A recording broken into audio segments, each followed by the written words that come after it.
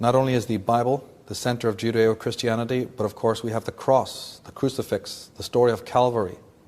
Well, Madame Helena Blavatsky says the crucifix was an instrument of torture and utterly common among Romans, as it was unknown among Semitic nations. It is certainly not the Christian cross that John had in mind when speaking of the signet of the living God.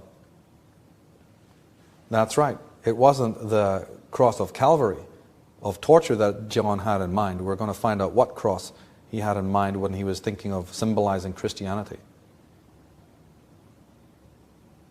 Tony Bushby says of it, the symbol of the cross originated as part of an ancient Egyptian initiatory rite and eventually found its way into Christianity.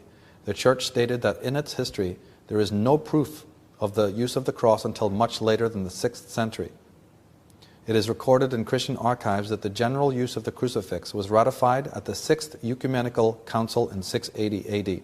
The council decreed that the figure of a man fastened to a cross now be adopted, and the new church logo was later confirmed by Emperor Hadrian I.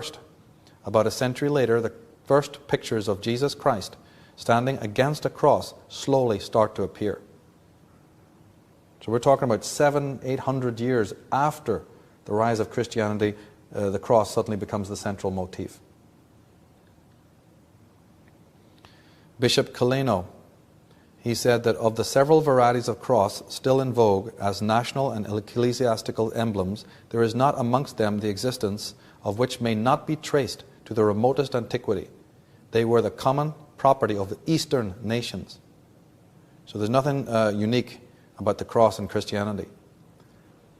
Tony Bushby, in his Bible Fraud, he says, there was no verification of a landmark or significant crucifixion of a person called Jesus Christ in the writings of such highly regarded contemporary historians as Philo, Tacitus, Pliny, Suetonius, Epictetus, Cluvius, Rufus, Quintus, Curtius Rufus, Josephus, Plutarch, and the Roman consul Publius Petronius. None, no mention.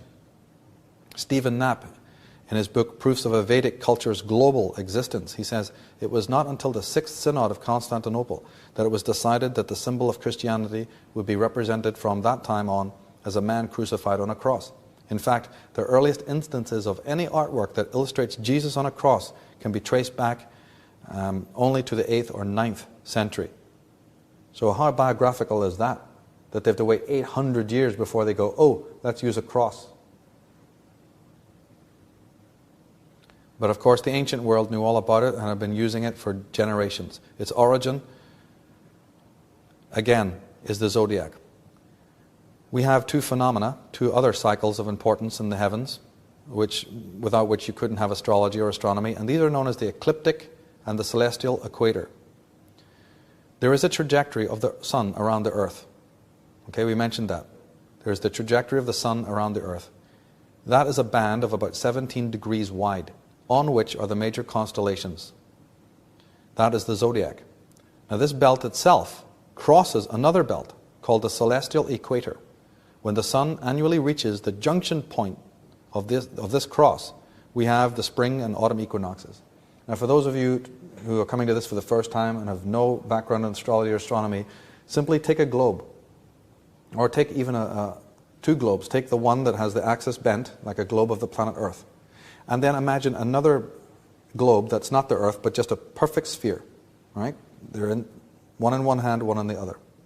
A perfect sphere, like a crystal ball, and then the other one, a globe. If you have one in your house, pick it up and look at it. The axis goes this way. And of course, if the axis of the Earth goes that way, then the equator of the Earth is at a slight slant of 25 degrees, right? 23 point something degrees or whatever it is. If you project that equator out to the night sky, which of course is nothing but another dome around the whole of the Earth, can be considered the theater of the night sky as a dome to astrologers and astronomers.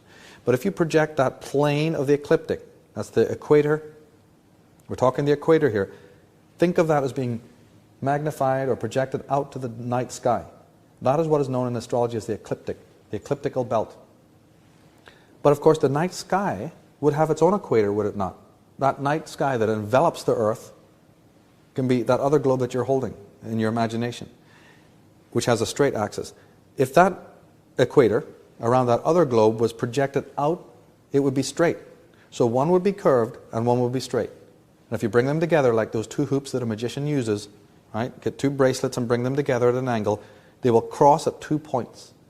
Right? So two interlocking circles have 2 points of conjunction.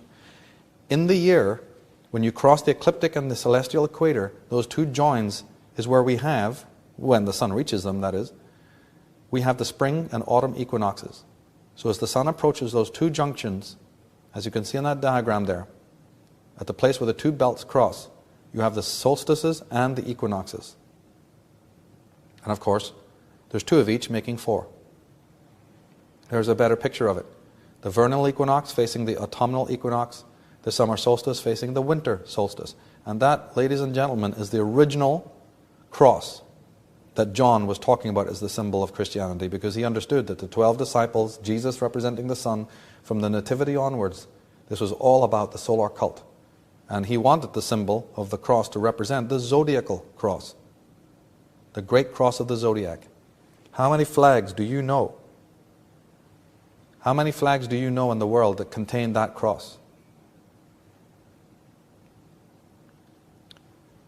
Here's a St. George's cross. What you're actually seeing there is a minute part of these 2 cycles. Those 2 lines, or those 2 bars, look very straight, don't they? But if you were to project them out and think of them actually as 2 circles, and the point of crossing is the crossing of those 2 circles, now you will understand why the flags of the world were chosen with stars and motifs on them, and why this peculiar symbol of the cross is found. It represents that very coming together, but of course they're focusing in on it, of the crossing point of the ecliptic and the equator. And the blue is nothing but the sky above. From Celtic crosses onwards, which are most blatant images of this, we see the circle of the zodiac and the solar cross, the astrological cross. So just remember, when you see the cross and the sun god, we're talking astrology again. Here's the symbol for the Golden Dawn, secret society. They know all about it. There's the cross of 4, and below it the Trinity and the sun. Here's a corporate logo for the X-Files. It's just one of many. You pick on this one right now, but there's many like this, showing you exactly the same idea. The Earth. But look how mysteriously this cross of the X is placed. Somebody knows something. And when the sun moves into position at the cross junction, we have the solstices and equinoxes, the rising of the sun. And this is an explanation of why we have in the Bible the famous star in the east, and the 3 wise men following that star. Now, the star that never sets, or the great star that was the bright star in heaven, we have to understand is nothing but the sun itself. There's no bright star that the 3 holy men were following. I mean, if it was a bright star, then what did these guys do during the day when there's no stars out? Did they stay at the Howard Johnson and get up and jump on their camels at night and make their way to Bethlehem? Of course not. We understand that this is a propaganda story, and that the bright star that is in the sky is nothing but the sun itself. They were astrologers plotting the sun. They were travelers coming to acknowledge the rising of the sun at the equinox. The word Easter comes from 2 words, eastern and star. The famous eastern position where the sun rises on the eastern equinox. Equinox meaning equal day, equal night. Throughout all the corporate logos of the world, we'll find so many examples of this cross point of the zodiac. That's what you're seeing when you look at NATO and many of these other logos. The merchant hasn't the faintest idea what these symbols mean, but the ad men who draw them up are aware that they are descendants of the stellar cult, and they know the power of these symbols. And we have, of course, a Bible, and we have a New Testament, but we clearly find that the New Testament is divided into 4 books. Not 3, not 5, but 4. The reason, again, has to do with the zodiac. Those 4 books or Gospels are known as the Book of Matthew, the Book of Mark, the Book of Luke, and the Book of John. Everyone is taught that from point go. But what we're not taught is that those 4 books of the Bible just represent the 4 cardinal points of the zodiac. The book of Aries, the book of Libra, the book of Leo, and the book of Aquarius. How can that be?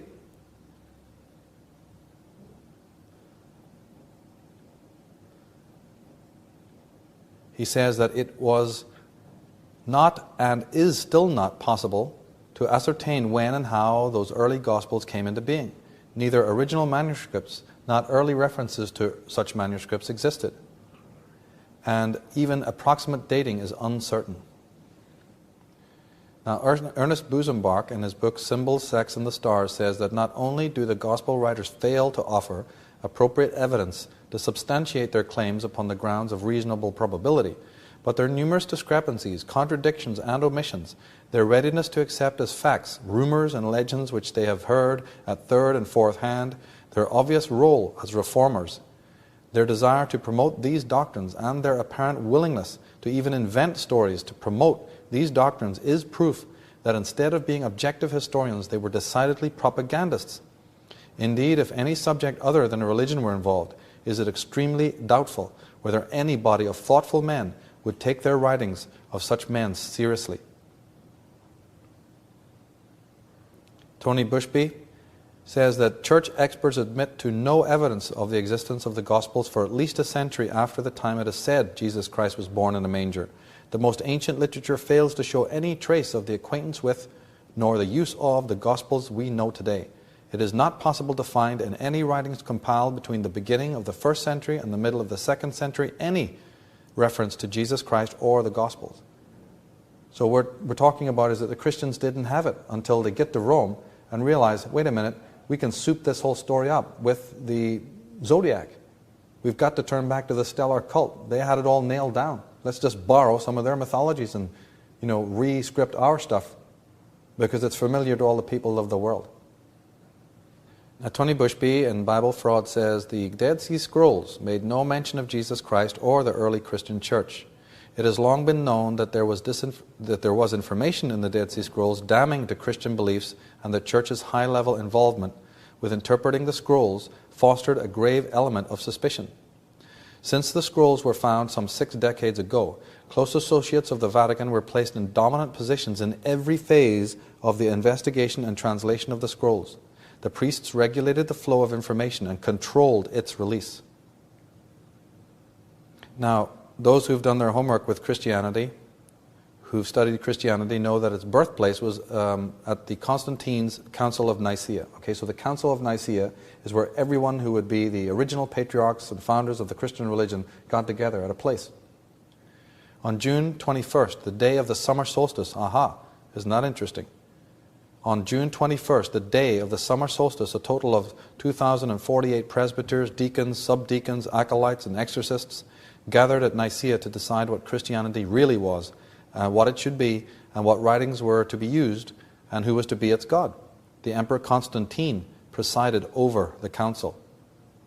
Dean Millman says of this, nowhere is Christianity less attractive and less authoritative than in these councils of the church. The degeneracy is rapid from the Council of Nicaea in 325 AD to the first of Ephesus in 431 AD, where each party came determined to use every means of haste, maneuver, court, influence, bribery to crush its adversary. Tony Bushby says of it, after a long and bitter debate, a vote was taken, and it was with a majority show of hands that Judas Chrestus and Rabbi Jesus both became God, 161 votes to 157. A new God was proclaimed and officially ratified by Emperor Constantine.